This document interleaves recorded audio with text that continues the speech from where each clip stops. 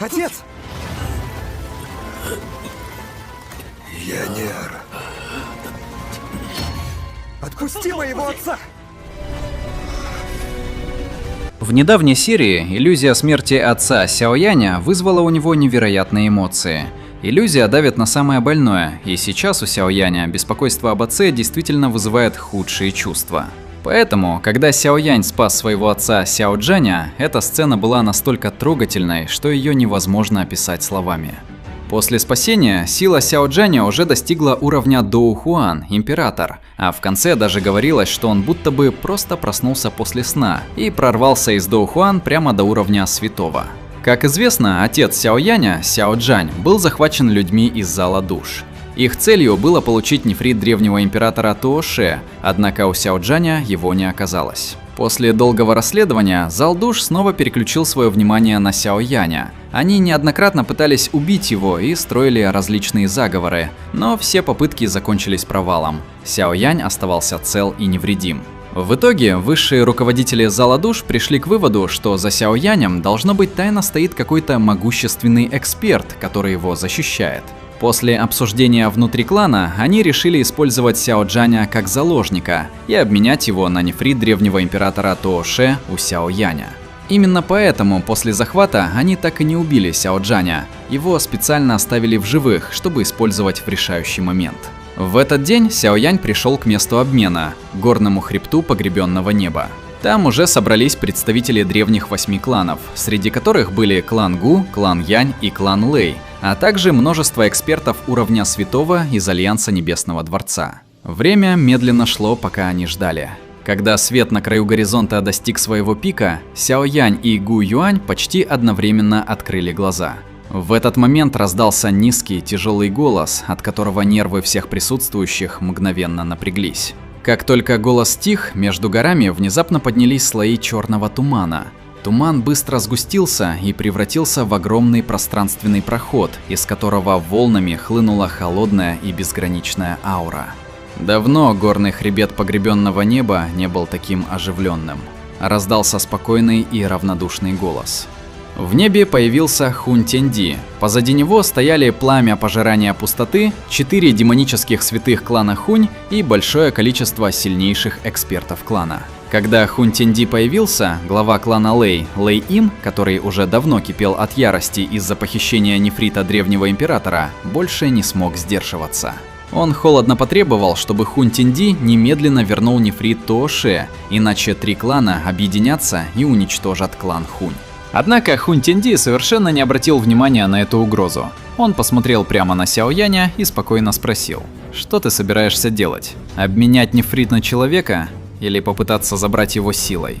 Сяо Янь пристально посмотрел на Хун Тяньди и медленно произнес: «Я хочу увидеть своего отца». Услышав это, Хун Тяньди лениво махнул рукой. Пространство позади него задрожало, и в воздухе появилась железная клетка, созданная из черного тумана. Внутри нее сидела пожилая фигура. Его тело было плотно опутано цепями, которые обвивались вокруг него, словно ядовитые змеи. В тот момент, когда появилась клетка, взгляд Сяо Яня сразу же остановился на этой изможденной фигуре. Его тело невольно задрожало. Хотя его зрение слегка затуманилось, кровная связь в его венах мгновенно отозвалась. Он сразу понял, что это его отец, Сяо Джань. Прошли десятки лет. Человек, который когда-то был энергичным главой семьи, теперь полностью посидел, а его крепкое тело стало худым и изможденным из-за долгих лет страданий. Все эти годы он жил в месте, которое ничем не отличалось от настоящего ада для пленников. Тело Сяо Яня непрерывно дрожало.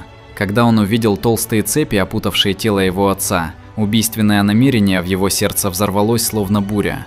Он перевел взгляд на Хун Тяньди и хриплым голосом произнес: «Хун Тяньди, однажды я уничтожу клан Хунь». Как только его слова прозвучали, из его тела вырвалась огромная волна духовной силы. Почувствовав эту безграничную мощь души, эксперты клана Хунь, которые до этого смотрели на Сяо Яня с презрением, резко изменились в лице. Даже на лице Хун Тяньди появилось удивление. Он явно не ожидал, что за это время духовная сила Сяо Яня так сильно выросла. «Впечатляет», — сказал Хун Тяньди спокойным голосом, хотя в нем скрывалось убийственное намерение. Нынешняя сила Сяо Яня уже заставляла его чувствовать угрозу. В клетке старик, скованный железными цепями, слегка задрожал.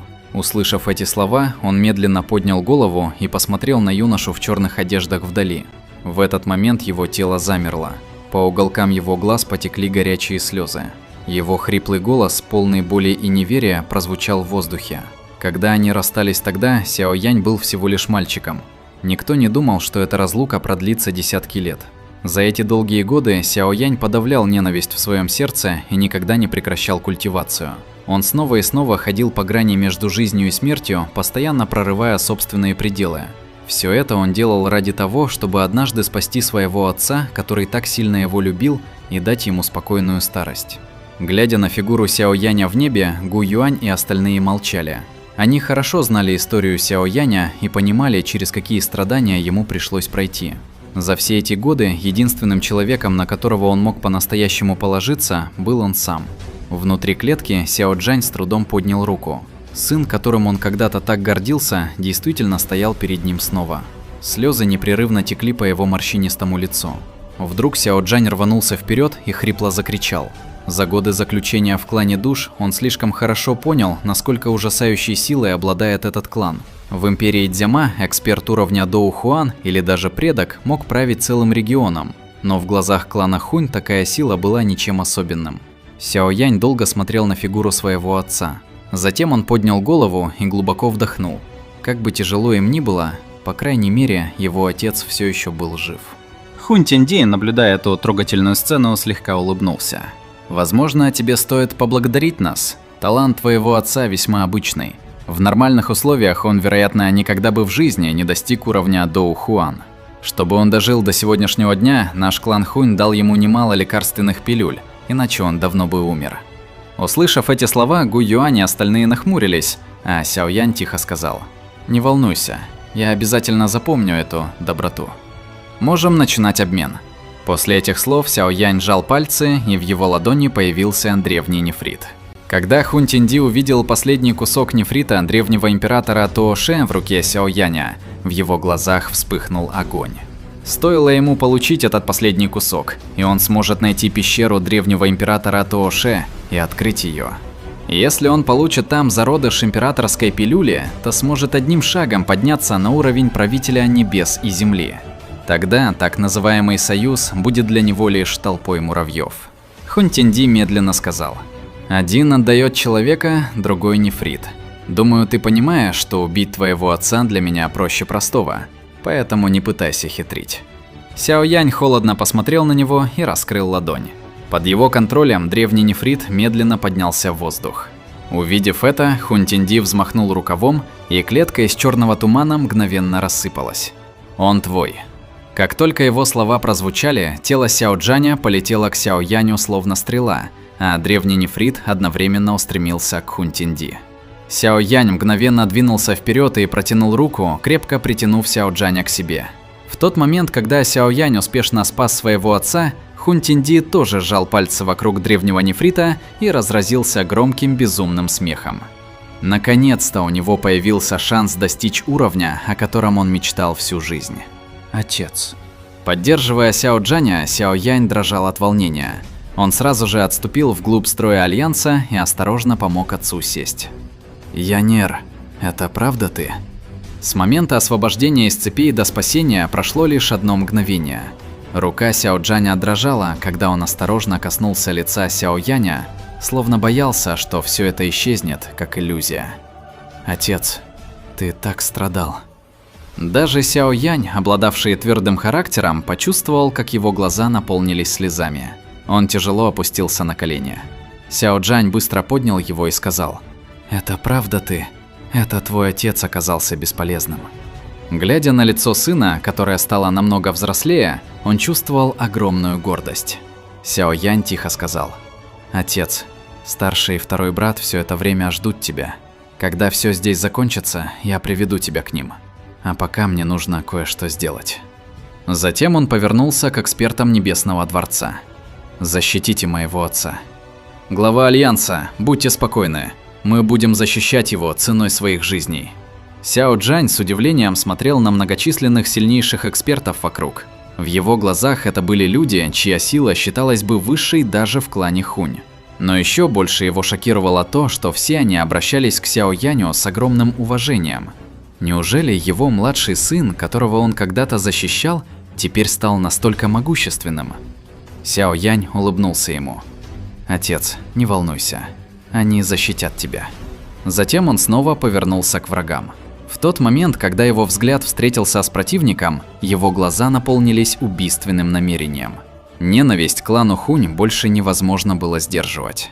Гу Юань, Лэй Ин и остальные тоже посмотрели на него. Их глаза холодно сверкнули.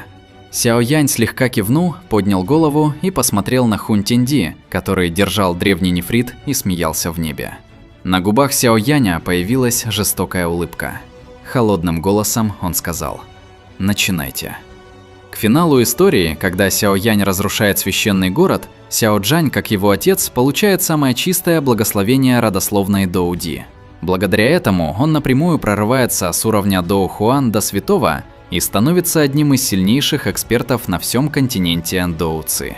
Если задуматься, можно заметить одну забавную вещь. Сначала Сяо Джань прошел путь от уровня до Доу Ши до Доу Хуан, а затем от Доу Хуан до святого. И все это произошло практически без особых усилий. Можно сказать, что Сяо Джань, возможно, стал человеком, которому легче всего в истории континента Доу Ци удалось прорваться до уровня святого, не считая Сяо Сяо, дочь Сяо Яня. Но цена этого, конечно, не радует – пробыть в заключении клана Хунь столько лет. Напишите в комментариях, что вы думаете об этом. Подписывайтесь на канал, ставьте лайк и всем пока.